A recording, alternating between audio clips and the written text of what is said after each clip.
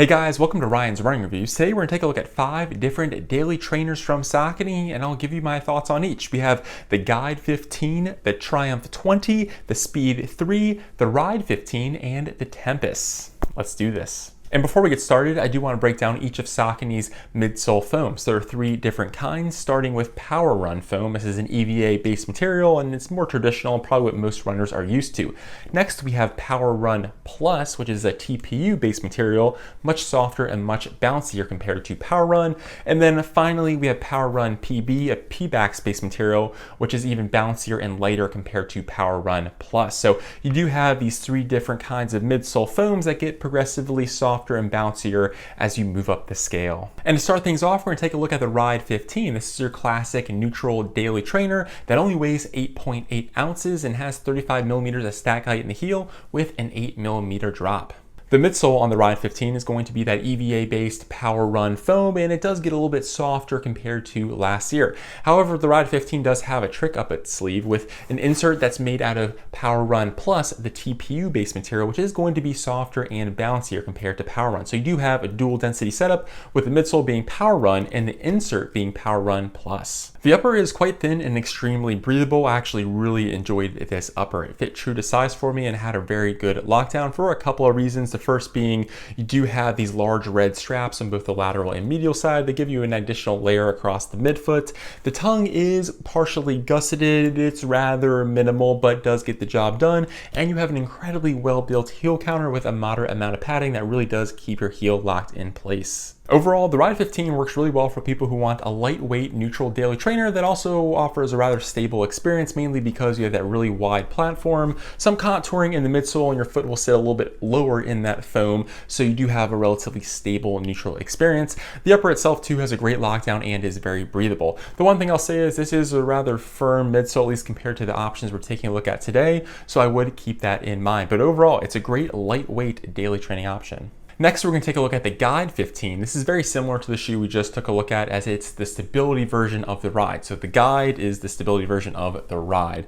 Now, it's going to weigh a little bit more, coming in at 9.5 ounces. However, it does have the same stack height with 35 millimeters in the heel and an 8 millimeter drop. And just like the Ride 15, the Guide 15 also has the Power Run foam midsole, which is that EVA-based material, and it also has that Power Run Plus insert, which is the TPU-based material, so you do get that dual density setup with regard to the cushioning. However, because the Guide is a stability shoe, we do get a big difference on the medial side, which is this plastic insert here that kind of acts as a posting system and keeps your foot from rolling to the inside. The upper is similar to the Ride 15 as well, however, it does have a little bit more structure, as we do get some more plastic overlays and a more well-built heel counter with some additional structural elements built into it as well. This is mainly because this is a stability shoe and you do need a little bit more support if you want to provide that guidance, especially with that medial post.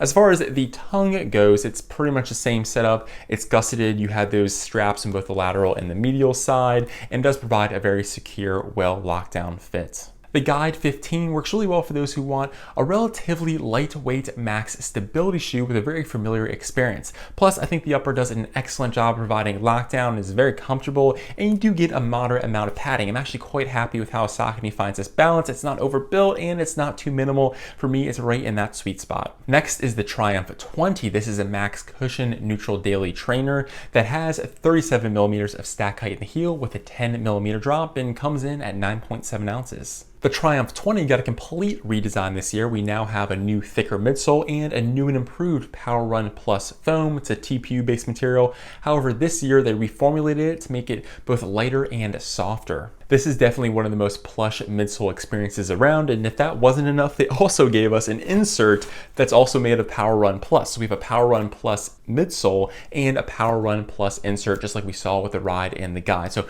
you just have a ridiculous amount of cushioning here, and it is very comfortable and noticeably softer and bouncier compared to the Triumph 19. So the 20 got a massive upgrade with regard to the midsole, and it is one of my personal favorite kind of classic max cushion shoes to run in. The upper is a very familiar experience compared to the ride and the guide. You do have that very breathable engineered mesh, ribbon cables on the lateral and medial side to help with the lockdown. However, the big change is the tongue, ankle, and Achilles area, as you do get a little bit more padding here. So it is going to be a softer upper in the back half of the shoe, a little bit more of a premium experience overall. The Triumph 20 is just so much fun to run in with that new updated Power Run Plus foam. It's noticeably softer and bouncier compared to the Power Run foam we see on the ride and the guide. This thing really does separate itself. Now, it did get a little bit bulkier, so it does feel a little bit larger underfoot compared to the Triumph 19, but overall it is noticeably springier and I think just more fun overall to run in with that updated midsole foam. Next is the Tempest. This is a moderate stability shoe with 36.5 millimeters of stack height in the heel, an 8 millimeter drop, and it only weighs 8.9 ounces. This is one of the most unique stability shoes around for a couple of reasons. First, it's under 9 ounces. Most stability shoes are kind of on the heavier end of things, so for this to only weigh 8.9 ounces is a huge win. And the second is it features Saucony's lightest and bounciest foam, which is Power Run PB. Now, this is contained by a Power Run foam frame, so if you can take a look here, the darker foam that kind of wraps up, goes along the heel area, and then kind of creates a posting on the medial side, and then kind of extends down to the forefoot is going to be Power Run. However, the white area, or the lighter white area here in the back and then under your forefoot, is going to be that Power Run PB foam, which is just incredibly bouncy. It's Saucony's bounciest. You see it on the Pro 3, which is their race day shoe, and they decided to give it here to their kind of moderate stability shoe, which is quite fun to see. Most of the time,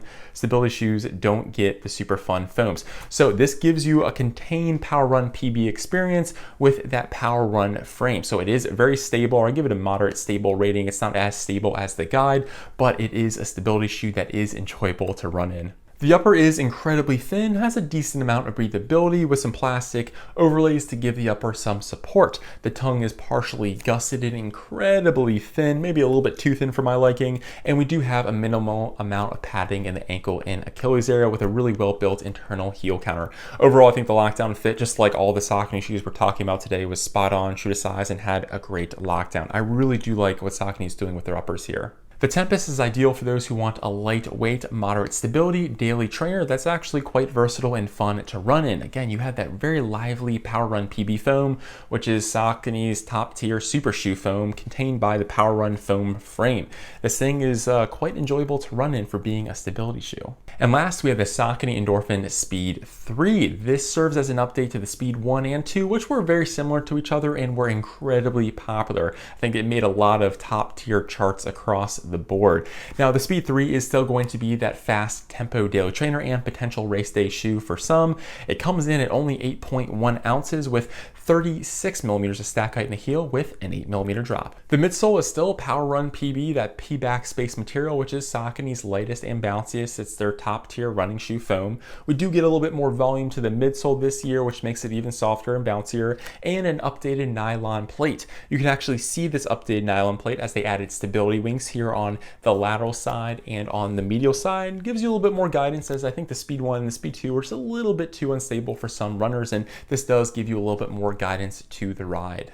The upper has also been updated. It now has a more fabric-like feel to it, and it is still very thin and breathable. The tongue did get a little bit more padding and is still partially gusseted. However, the big update with regard to the upper, at least, is the heel counter. They added this plastic shank at the back to make it a little bit more well-built, a little bit more strict, so you do have a better lockdown. I will say, because it is so aggressive, you do get a little rubbing at the top or the back of the Achilles if you don't wear the right socks.